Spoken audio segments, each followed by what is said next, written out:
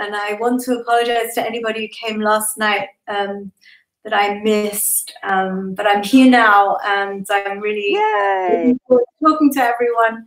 And sorry if you came last night. Well, that's no problem. Hopefully folks will be able to find us. How's life for you at the moment, Vidya?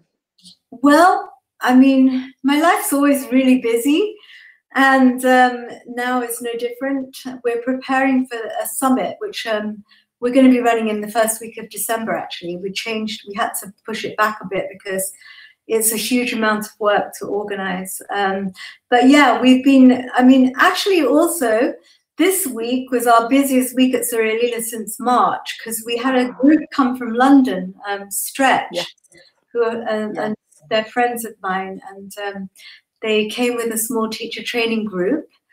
And we also have a permaculture course happening at the moment. So at the moment, we've got more people here than we've had since March. Oh, that must feel good. Yeah, and on Saturday I have a training starting, and miraculously I have 20 people coming for my training. So yeah, so that's pretty busy. That's amazing. Yeah, I mean, things are definitely a little up than they have been, even though the situation seems to be getting worse everywhere. Yeah. But, I'm glad that things for you and Surya Leela are looking better. Things are on the up. That's what we like. That's the most important thing. Yeah, and yeah, I mean, I think we've also just been very, very busy planning to do this summit. Because we have had a really significant, huge loss, and there's been so many studios closing down. I just heard my friend was just telling me that Yoga Works closed down. And I know Yoga Tree in San Francisco, that was kind of like the Tri-Yoga of San Francisco. They closed down. Oh, it's so sad. I know. I think the yoga world is really suffering right now. I'm grateful to still actually be here. Well, I know the feeling. Yeah, we just have to be grateful for each and every day. But the summit sounds exciting. Do you want to give the guys a little bit of a foretaster about what that might be all about? Yeah, actually, we decided to do a summit on how to build inner and outer resilience in a turbulent world.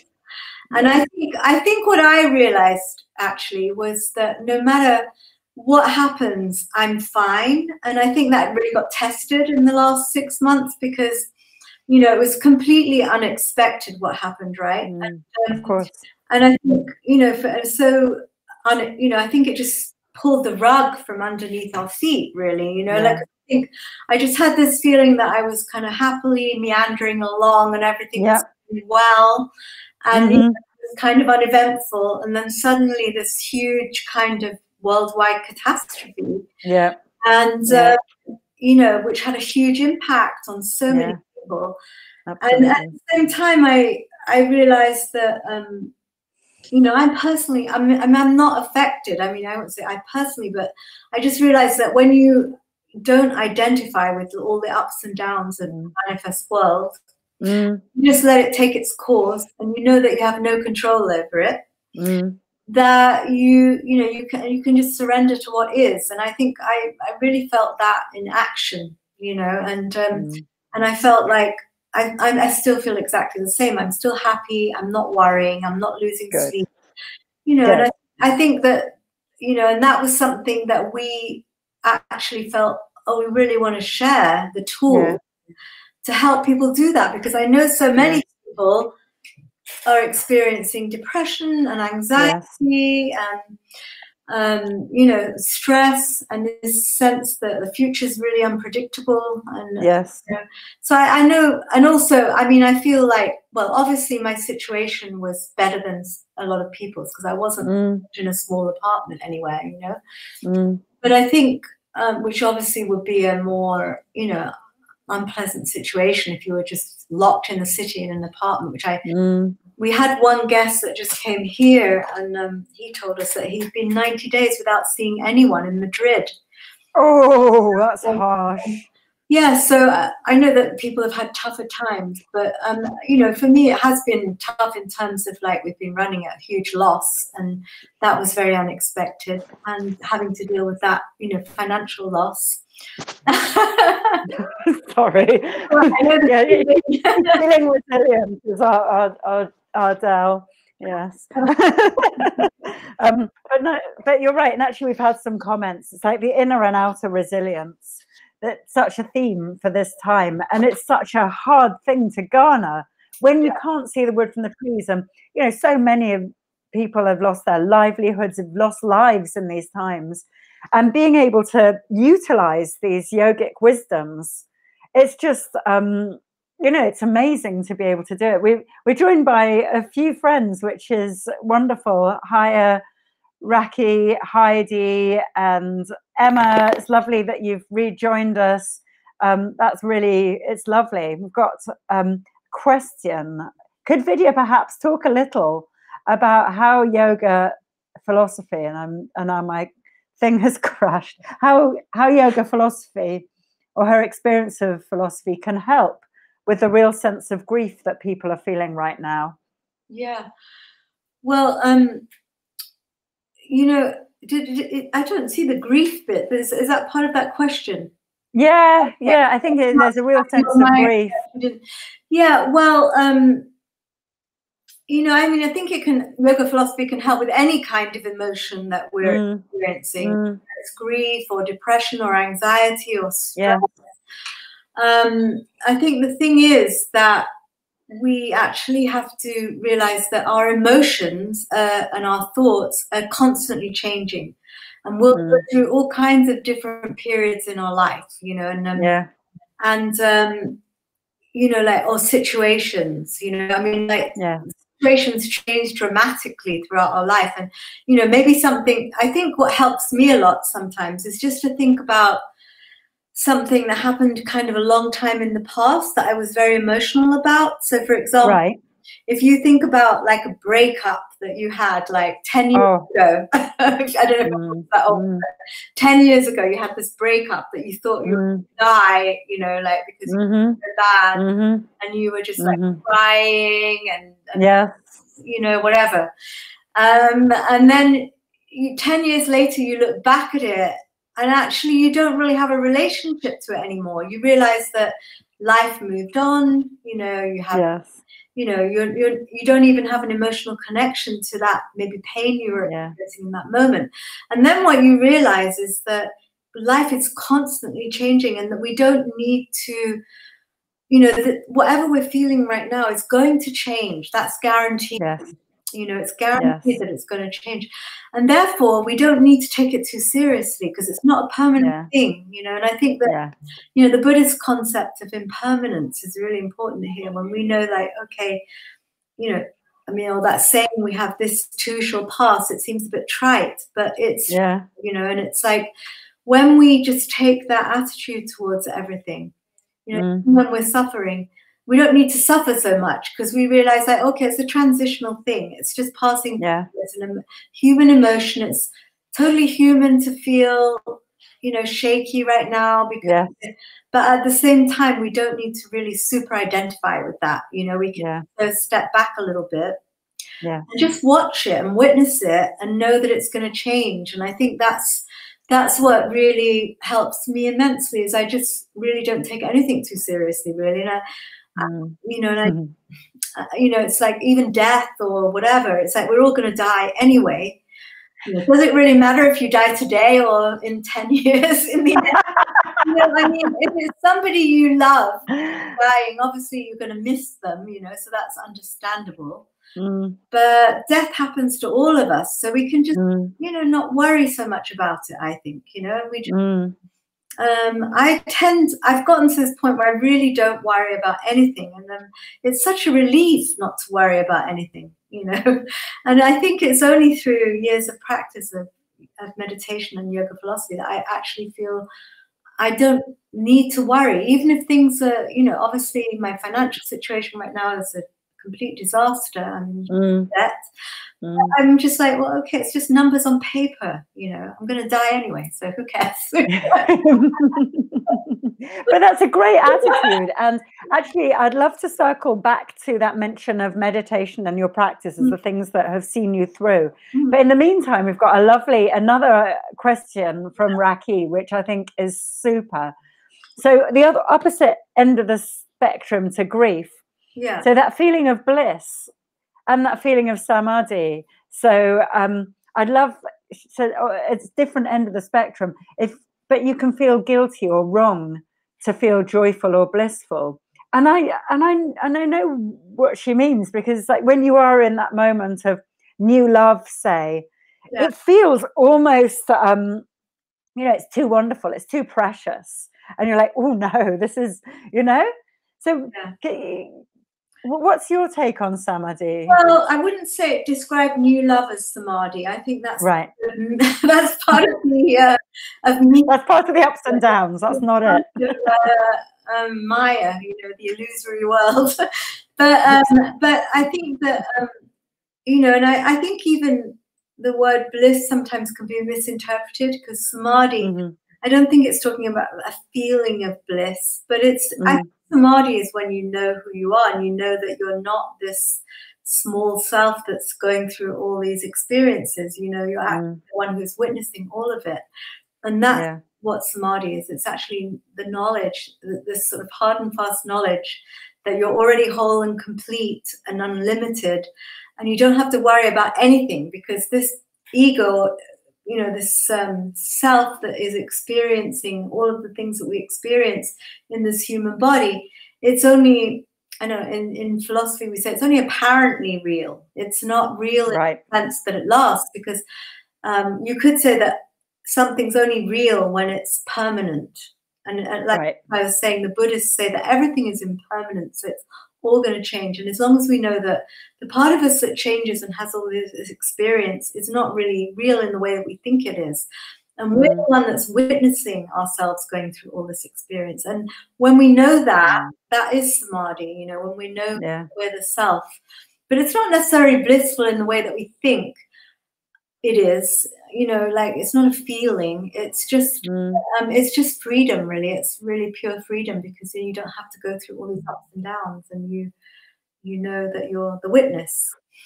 And but I mean, I would never feel guilty about feeling blissful. I think, it's like, or even feel guilty about knowing who you are, meaning like you know you don't have to suffer right now. I mean, it's like, what one should do is, if one can, is try to help other people to understand that, and that's why, I mean, that's what's really generated the idea. Well, part of what generated the idea for doing this summit is to be able to share the tools that can help people to not get caught up in, fear and emotion and depression and, the media and all of that. What can we do instead to kind of nourish ourselves, to create a strong ground, so that we're strong and resilient, and we can actually go into 2021 without fear, knowing that we can actually, that we're stable somehow, even if the whole world is like unstable right now, which it is, and the economy is really unstable, and we don't know what's going to happen, but we can still build that inner strength, through various means. So I think I feel very excited to be able to help people to do that and share that. Absolutely. And we've had a lovely comment from Emma. I think the idea of having a big perspective is so important. Her husband was extremely ill and nearly died about 15 months ago. So although she feels anxiety about him getting ill again, each day is such a huge gift, that being in the moment is a very important thing. And it is those little scrapes that we have with, the sliding doors moment, the what if moments. I think they remind us, don't they? They really remind us to stay in the moment. Comment that Emma made, because I think that it just shows you that actually sometimes in adversity, we actually build resilience, which is what she said. Like going through a really difficult experience is where we get strong, and actually it's also beautiful because she's expressing gratitude. And I think that, you know, I think that that's it. You maybe think that it's hard to feel gratitude right now, you know. I think there's always so many things that we can be grateful for, you know, Yes. even in the midst of all this, like unrest in the world. Yeah. We can still be grateful for the, you know, the precious gift of this human life and this body and this experience that we're having. And, you know, like in some ways we all love life deep down, right? And of course. And just to feel grateful for that, you know, being able to have this experience. And I every day, you know, practice gratitude, and I feel like it's very important, you know, that we never take this for granted. And I think, you know, we don't take our own life for granted. We're grateful every day we wake up. You know? Yeah, absolutely. No, I think that's right, and it's keeping that. Which other tenets of yoga philosophy? So I think the gratitude is sort of the practical way of harnessing a lot of these sort of very practical tenets. And but which other things do you find that really resonate with you, Vidya? Well, actually, it's funny because you mentioned Santosha before we went live, right? Yeah. And I've always been particularly fond of that concept also, because I think it means several things to me. But I named my house Casa Santosha, actually. Oh, of course you did. Yeah, so Santosha, which is, and it's broadly speaking, it's contentment, isn't it? Yes. So I thought, well, what better name for my house? I want to live in contentment, you know. Yes. So I named my house Casa Santosha. But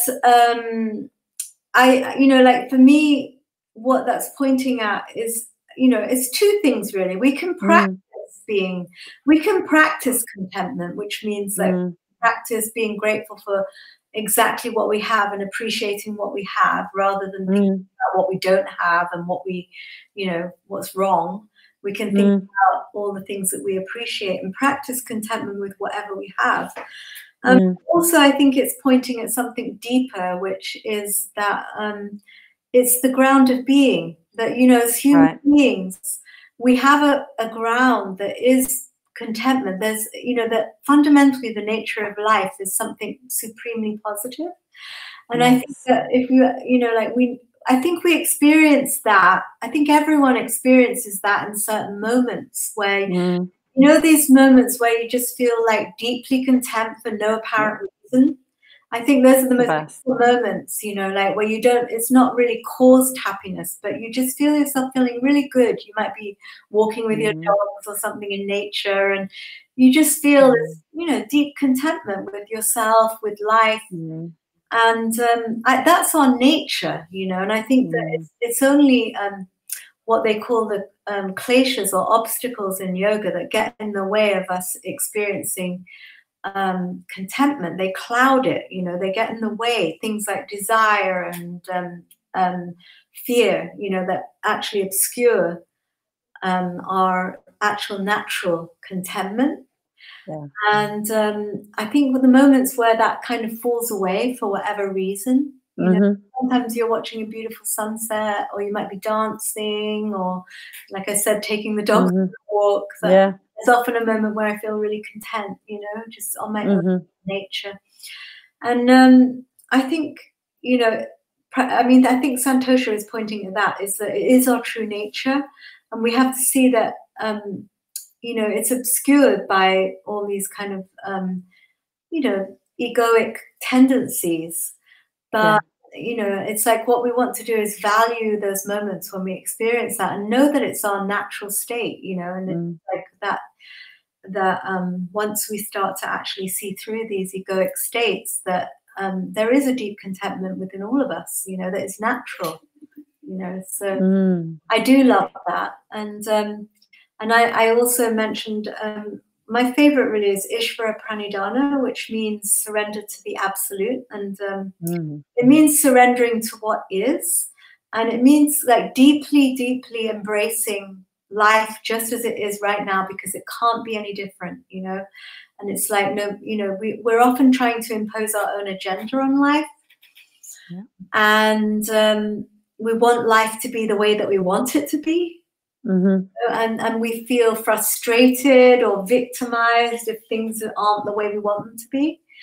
And I think it's just actually deeply accepting that everything is exactly as it's meant to be right now, and there's nothing, you know, and it's not in our control whatsoever. And I think when we deeply accept that it's got nothing to do with me, and it's not, you know, life isn't out to get me or anyone else, you know, or us, human race. It's just the way it is. I mean, I believe in karma, so I think that we're constantly creating our own life experience in a way. And I think what's happening right now is a global karma, you know.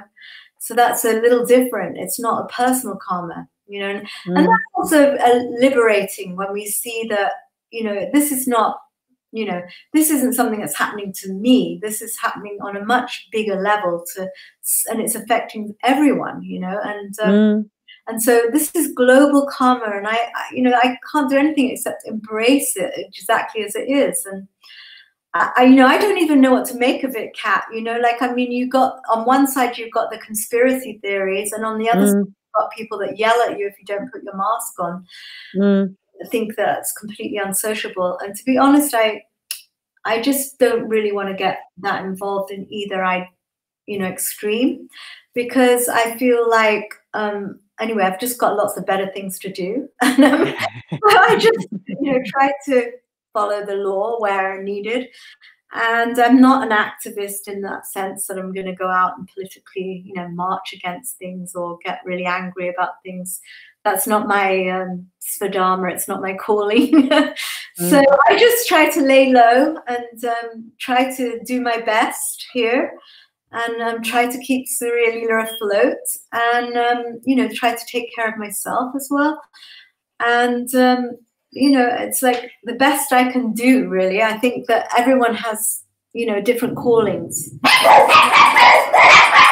Sorry. Well, they sure have their own calling as well. Yeah, they have their own calling.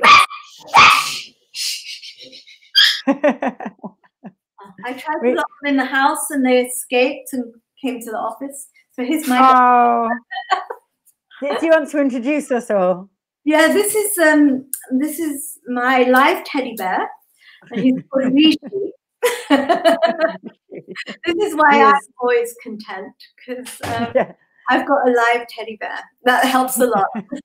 Yeah, it does.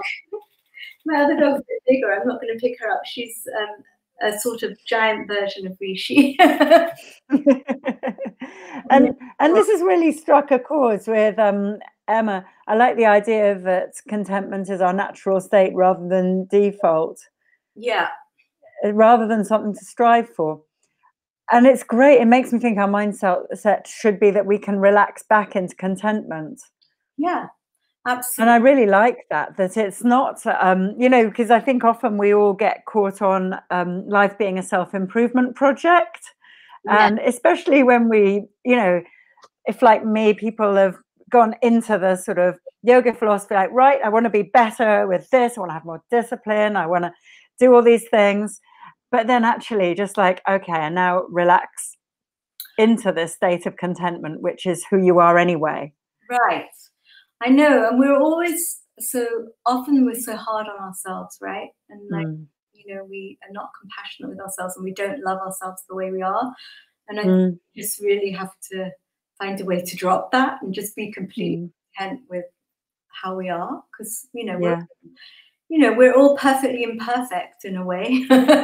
Yeah. And as human beings, we are kind of flawed, and we have egos, and we make mistakes, and we need to be okay with that. I think the older you get, the more relaxed you get about that, really.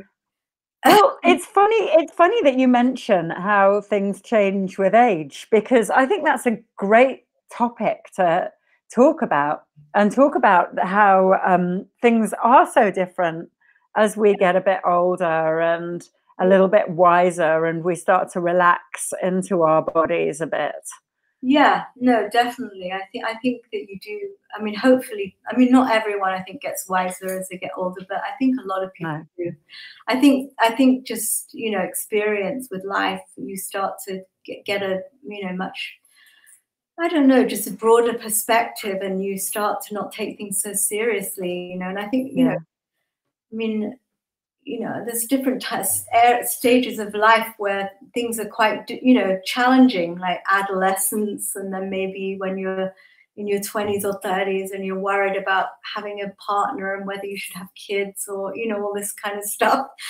Yeah. I think once you get old like me, you start to, you know, not worry about anything so much, you know. It's like, it's you just don't take everything so seriously, and you don't, you know, it's like a lot of choices you've already made, so you don't have to worry about them, you know, like having kids, for example. You know, the moment's over, so I don't even have to think about it, you know. And I'm very happy with my dogs, and you know, it's just, I don't know, there's something also just seeing, you know, maybe you've had behavior patterns that repeat over and over, and then you just start saying, I don't want to repeat that same pattern again, you know. So it's kind of you do get wiser. It takes sometimes you have to be bopped on the head like 20 times before you actually get the message right.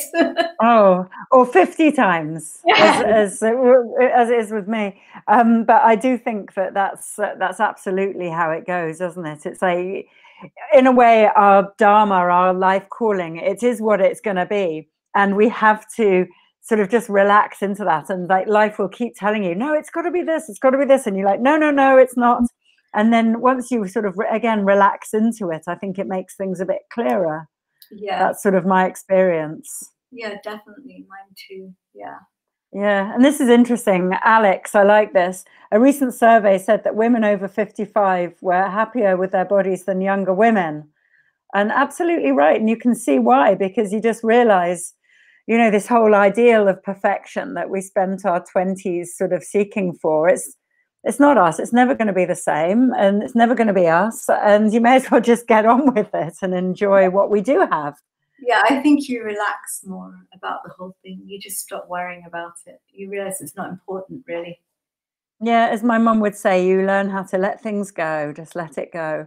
Yeah. And again, that's another sort of thing. It's a very yogic principle, isn't it? It's that thing of just relaxing into the unknown, relaxing into the fact that, you know, we don't know what's going to happen with our bodies physically, with our minds. We don't know what's going to happen in the state of the world. And that's okay. Now let's enjoy the ride. Yeah, exactly. And yeah, I mean, I think it's funny. I was just seeing this comment that somebody made about marching and getting angry a lot. But yes, that's Alex. I like that. Yeah, I mean, I think I do think everyone has their own calling. That's not my calling. I think fair enough. I think some people have to be social activists, and if that calls to you, then I think by all means do it. But for me, I just don't feel called to do that. You know, I actually really like my peace and my quiet, and I actually feel called to be able to, you know, just teach in the way that I do, you know, and I feel that it's very fulfilling for me. And also just to be in community and to be in a peaceful place, and, you know, I think we all have to do what we're called to do, you know, and I think that it's kind of wrong to judge people because they don't want to do that, you know. It's like, absolutely. We all have different roles to play, right? And we have to follow that. I mean, it's a yogic principle, actually, following your svadharma, your calling, and nobody else can do that for you. You have to do it, you know, follow your own calling. And there is this whole sort of question in the, well, how do we find our calling? How do we really get comfortable with ourselves? How do we get to the state where we are feeling that relaxed within ourselves, that we know that we are following our main calling, and that, you know, we're not trying to live somebody else's life, really? Yeah. Well, I mean, it's interesting because I think I do think you know when you are, because I think it's when you love your work, you know? Yeah. Like when you're doing something that you love to do, then you're obviously doing what you're meant to be doing. Because I think you do meet people that are saying, well, you know, they're artists, but they're working as an accountant, you know, for example. Yes. You know, and they're actually afraid to sort of put all their energy into just their art because they're afraid that maybe they won't make a living. maybe they have a family, you know what I mean? I mean, obviously there's good reasons why somebody might not be able to follow their heart, but I mean, I think it's a real pity if you spend your whole life working to make money and it's not what you want to do, you know. I mean, it's like you're not enjoying it, you're not enjoying the ride, you're not like fulfilled with what you're doing, you know. And I think it's very important that people do, you know, even if you're really broke, but you're doing something you love, I think that's better than being rich and doing something that you're just selling out. Well, and that's an interesting point, because as Emma points out, it can be quite a luxury to feel that you can just do what you want to do and do your art. And in a way, you're right. You know, think of all the people in the world who have to, you know, they just have to get on and do the job. You know, there's a lot of people who are in a state of hardship. So I think in a way it's quite a sort of, we're in quite a privileged position to be able to be the kind of people who can follow a dharma. Yeah, no, but I don't know. I mean, I think I do think in even in poorer countries, you know, like people are, you know, like also, I mean, in India, it used to be, and then the idea of Swadharma was that you were actually born into some kind of, you know, your father was a blacksmith, so your Swadharma was to be a blacksmith. I mean, that's changed now, especially in the West, that you're not actually following, you know, doing what you were kind of born into. You might have a different choice together. But to be honest, I think that if you're really doing what you love, I've even seen, like, you know, in impoverished or third world countries where people are, you know, like, just if they're, you know, in Bali you see this a lot, they're doing wood carving or something like that, you know, and they may not have very much money, but their wood carvings are so amazing, and then you're like, and then they're able to sell those. But I think if people are following their passion, quite often you can actually succeed doing that, you know, because when heart's in it, you know, it changes what it, you know, what it is. And maybe you don't. Well, I think that's true. But I think when your heart's in what you're doing, it actually does become something valuable, you know. And we're often afraid to take that risk, you know. Well, yeah, I think that's right. And Pauline, I love this comment. I've recently retired and have and now concentrating on writing. I should have done it years ago, but it just wasn't possible then. And I think, oh, what a shame that you weren't able to sort of express your artistic. But, you know, it's like, well, is there a way that, you know, we can, even if we need to sort of make pennies meet and we've got family, but just to sneak out a chapter once a week or something of, I don't know, I think in a way kind of being able to find and just know that something is your real calling and doing it. There's something pretty special about that. Yeah. And I mean, I know sometimes it's difficult. I mean, it's not always easy, but I do feel like you really follow your heart and you're completely, and that usually your Swadharma is your talent, you know, like something you're talented at, you know, because that's where you feel like, okay, this is my, you know, maybe you're a musician or whatever, but, you know, and I know a lot of penniless musicians, but, you know, they're really into their music. That's what makes them happy. And they don't really care that they don't have a 4-bedroom house, or, you know, it's like that's, they're happy playing their music and, you know, being broke. And I think that's fine, you know, like I think we ought to really put happiness over security, you know, and I think it is risky, you know, but I do think we have to risk. I think I've risked a lot in my life to do what I want to do, you know, and I never thought that I would do well as a yoga teacher, you know, so really I've actually managed to, you know, follow that, and I've actually been successful as, you know, being a yoga teacher, and managed to do the things that I wanted to do. And so I think at one point I just put all my eggs in that basket and trusted that was what I was meant to do, you know. And well, that's what I remember when I first met you, Vidya, 4 years or so, maybe 5 ago, and I was asking you, you know, how is it that this, you know, just one woman can set up such a massive project? Because Sri Lila isn't just a yoga center, it's the biggest yoga studio in Europe, and it also has 100 acres of permaculture project, and you're also planting 5,000 trees, and you're reversing desertification. You know, the vision is massive. And it's just this one woman. And I was just thinking, how? And I remember you saying, you just have to decide what you're going to do, and you just do it. Yeah. So inspiring, that uncomplicated way of seeing things. No, I think that's it. You just have to get behind it, you know, like what is it you want to do, and get fully behind it. And even if it seems like crazy, insane, I think if you put your whole heart into it and you're fully behind it, it can happen, you know. And it's all, I also think it's a karmic thing. So I also think karma's involved, and you know, like I've had some, you know, many rough times in my life as well. But I think that I do think that if it's, you know, it was meant to happen, otherwise it wouldn't have happened, you know. But somehow in this I was supported, you know. So that's how I felt like this is my svadharma, you know. It's like I'm meant to be doing this, and it feels completely right. And when I wanted to do it, I just had to get 100% behind it. And I think, you know, I feel like, and then if it's meant to happen, it will, you know. And you have to just trust, you know. And it's very interesting because there's now a lovely little debate and people's comments on this issue, because I think it's a very interesting one for all of us. And Dawn is grateful for people who have the energy and will to protest and speak up. And I agree. I'm grateful for all the people who do so much. It's activism. Yeah. But she's broke doing what she does, which is amazing. Yeah. And I think that's kind of how it, you know, I think it's a beautiful way of living. Yeah. And Emma, it can be something that you can turn around. You can do a very ordinary job, that the way which you approach it can be where you realize your potential. Isn't that a great point? I love that. Yeah, absolutely. It's not what you do, the way that you do it. Yeah, absolutely, because it doesn't matter what you do, actually. Yeah. I mean, it has to be right for you, you know, and that's all.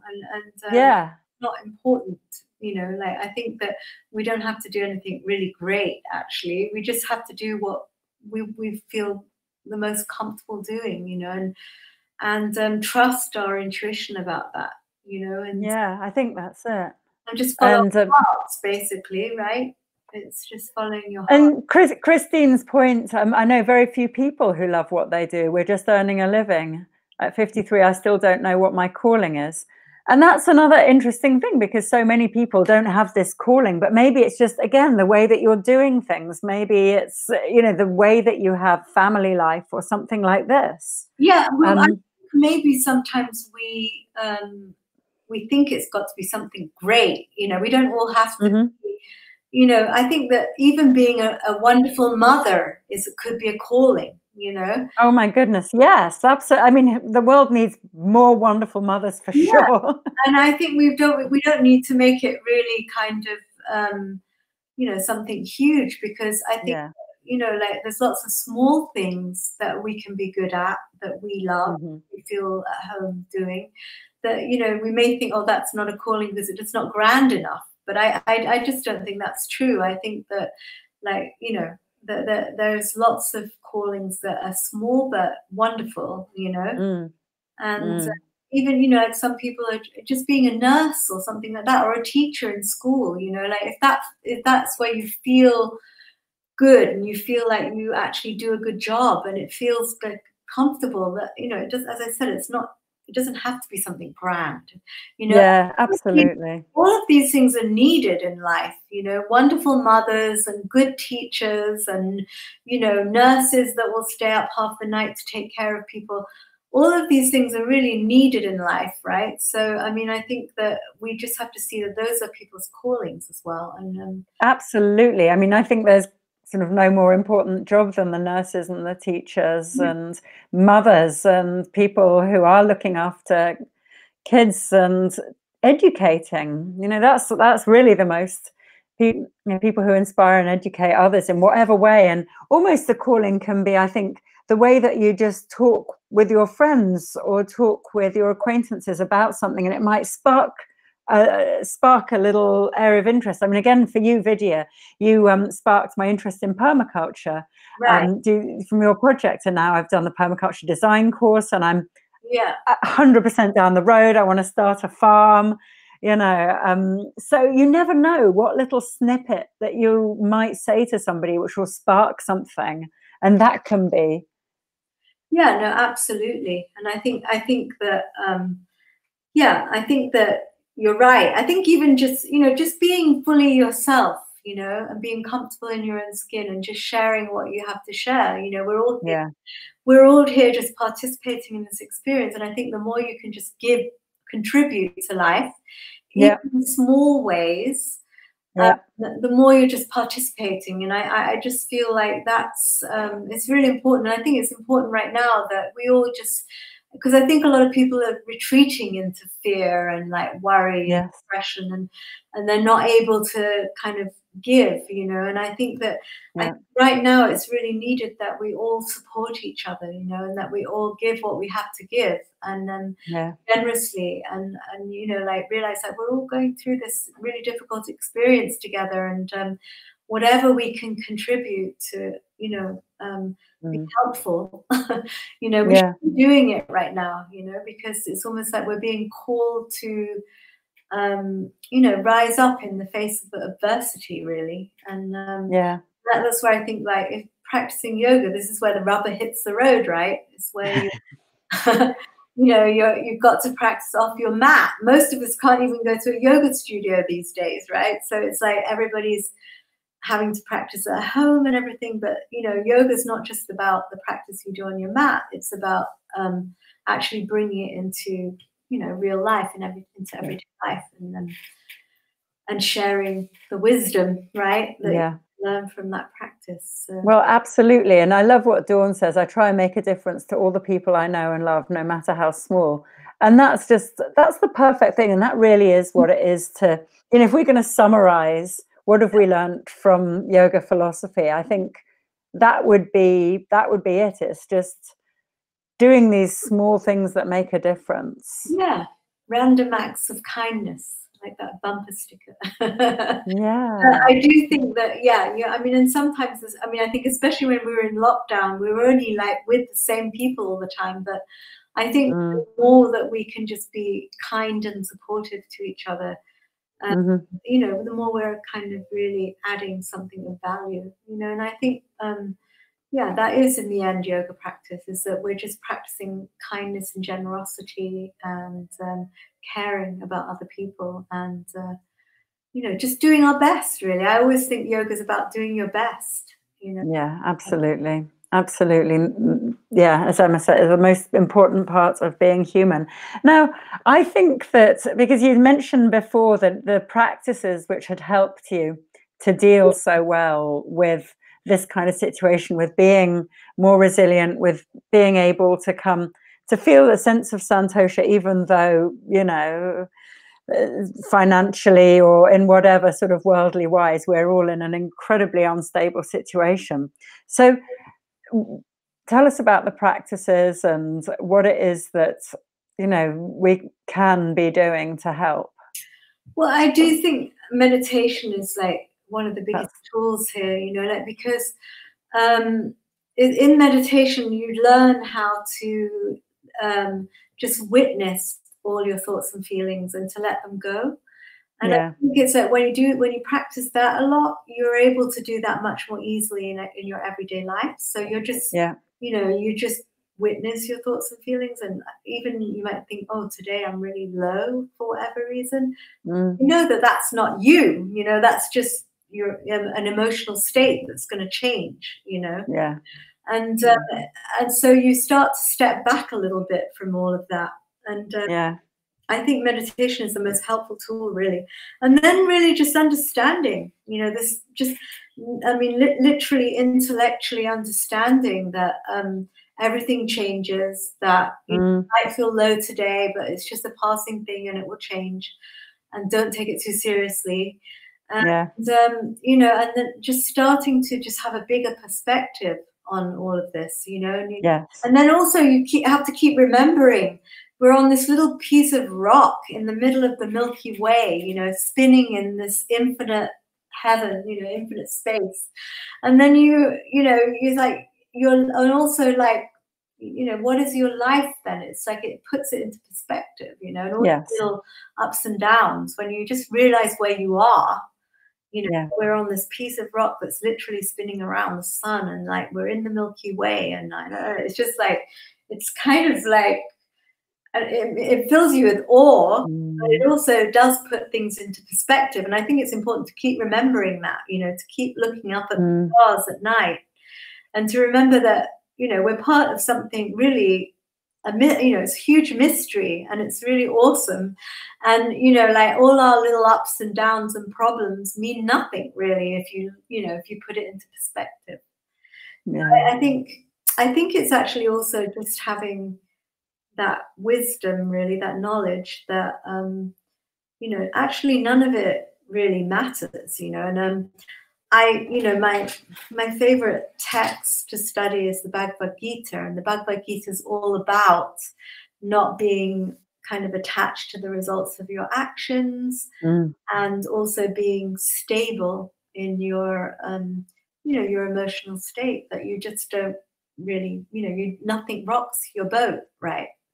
It's like, maybe the boat's rocking, but you personally are not rocked, You just have inner stability. And I don't, to be honest, I don't think that's something you come by overnight. I think it's quite a journey to get to that point, and one has to be really interested in that, and a lot of times people say, or don't even understand that perspective. A lot of people often ask, isn't that cold? Isn't that unattached and cold and created? But I don't think it is really. I think if you understand it, you start to see through all of these things, these emotions, these ups and downs. It's like you don't, it's not like you're repressing them, you're just seeing through them. They're not really important, and they're going to change, and therefore you're just going to stay kind of stable inside, and I think it's a stability that you learn.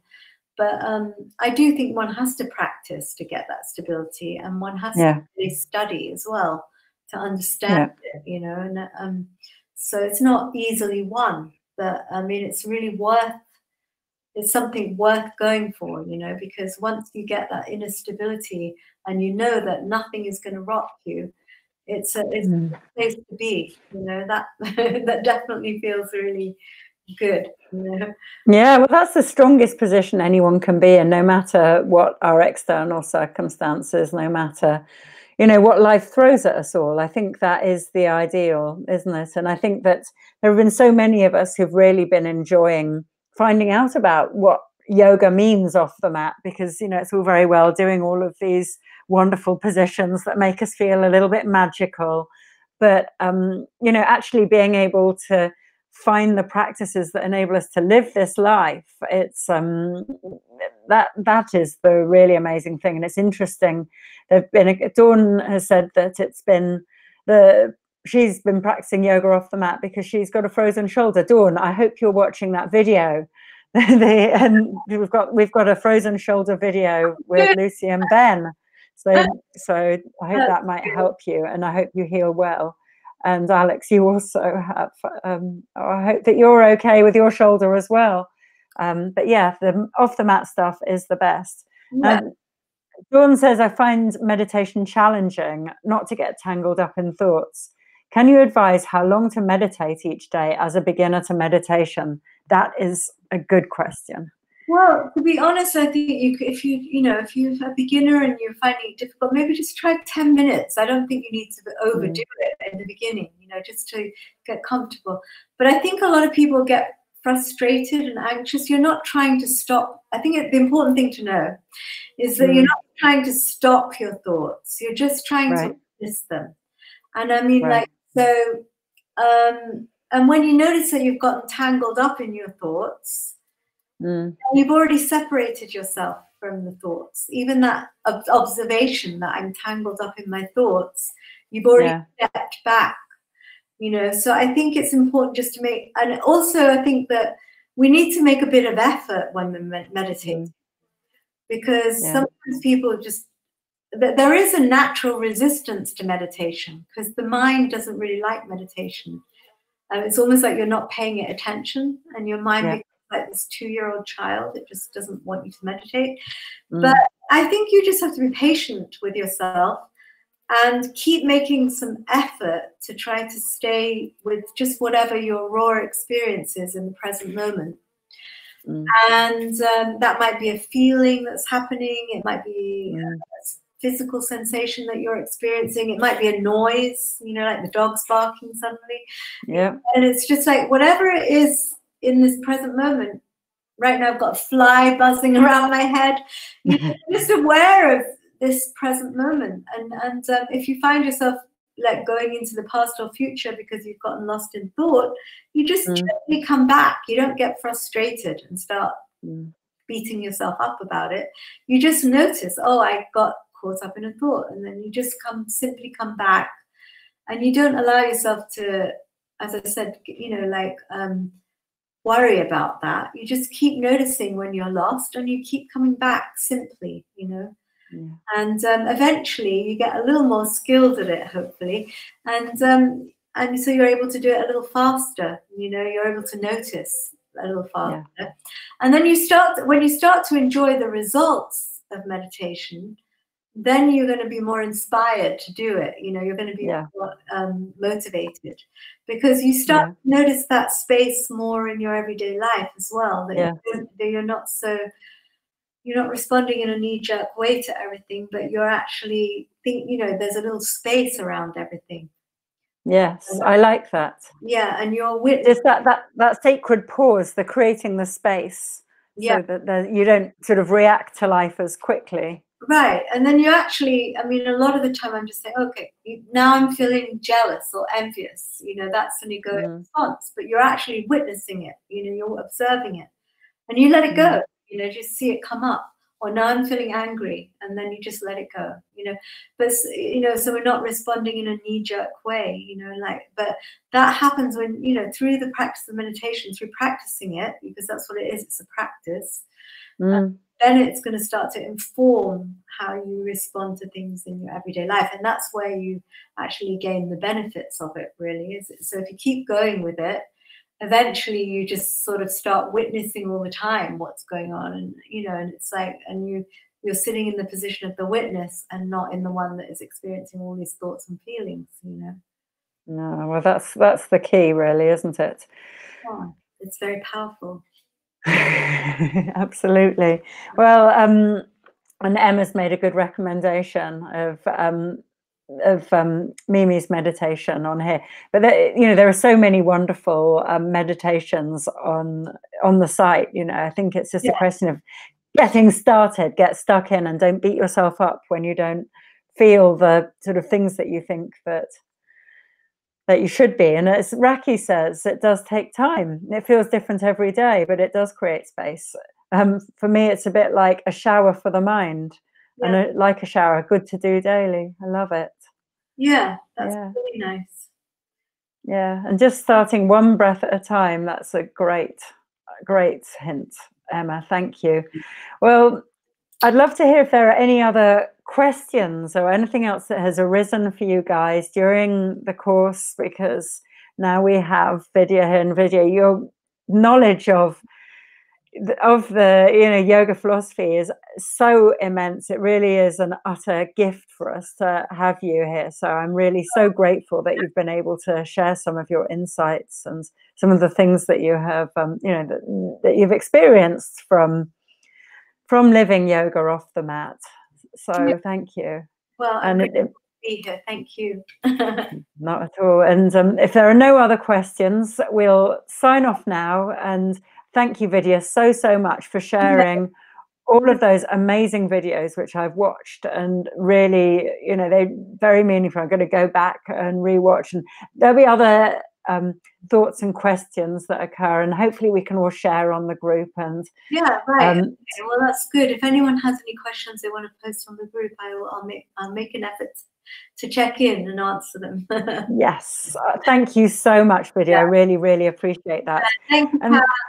Lovely to talk to you, and thank you to everyone who participated. Yes, thank you so much, guys, for participating and all your comments, and thank you, Vidya. All right, much love to you. Take care. Thank you. Bye. Good night. Bye. Bye-bye.